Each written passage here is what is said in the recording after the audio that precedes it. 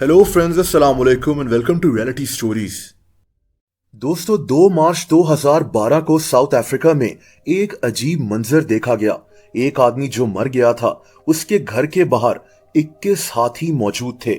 ये हाथी काफी दूर से सफर कर कर यहाँ पहुंचे थे। अगले 2 दिनों तक ये हाथी इसी घर के बाहर खड़े रहे। ये हाथी इस आदमी के मरने का गम मना रहे थे। एक ऐसा मंजर जो इंतहाई हैरत अंगेज था। हाथी एक बहुत अक्लमंद जानवर होता है। इनके अंदर इमोशंस भी मौजूद होते हैं। ये भी कहा जाता है कि एक हाथी परेशानी में रो भी सकता है। जब कोई हाथी मर जाता है तो दूसरे हाथी बकायदा अपने साथी के मरने का गम मनाते हैं।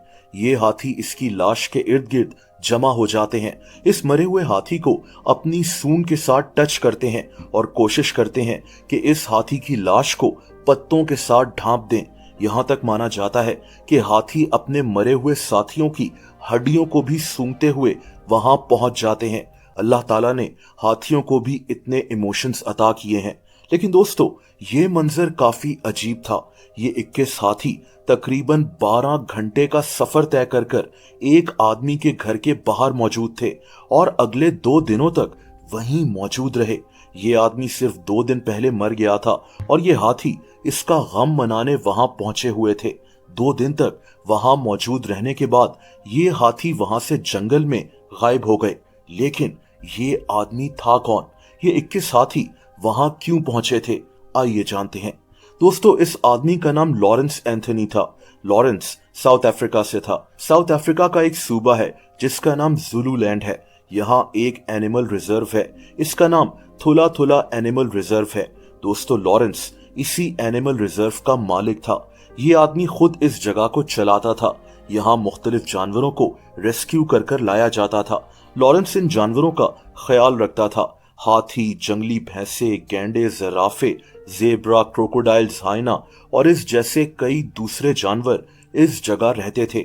ये एक बहुत बड़ी जगह थी, 5000 एकड़ से भी ज्यादा एरिया। यहाँ ये जानवर आज भी आजादी के साथ जिंदगी गुजार रहे हैं।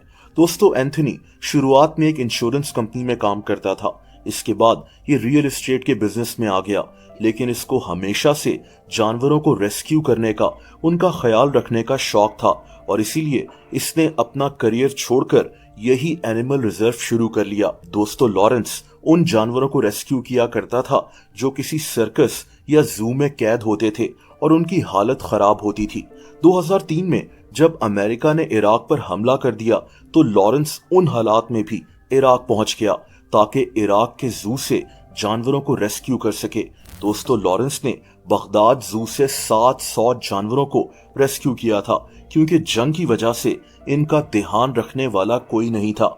इन जानवरों को इन हालात में किसने खाना और पानी देना था?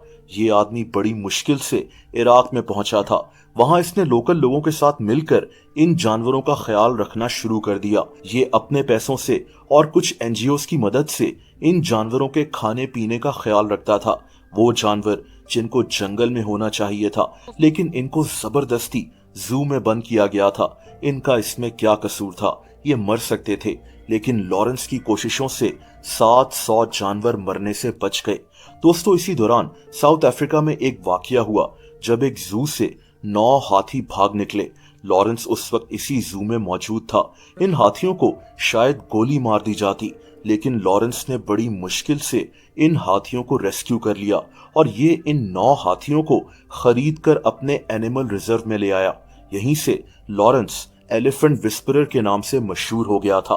दोस्तों, एंथनी की बीवी और इसके 2 बेटे भी इसी एनिमल रिजर्व में काम करते थे।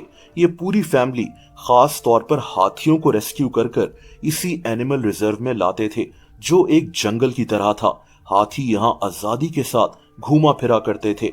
लॉरेंस इन हाथियों का दोस्त बन गया था। ये कहता था कि दुनिया में कुछ चीजें ऐसी हैं जो हम इंसान कभी समझ नहीं सकते, जैसा कि इन हाथियों और मेरे दरमियान एक अजीब सा कनेक्शन है। ये हाथी मुझे अपनी फैमिली का हिस्सा समझते हैं। दोस्तों, लॉरेंस उन हाथियों को रेस्क्यू करता था जो कैद में होते थे, डरे हुए होते थे।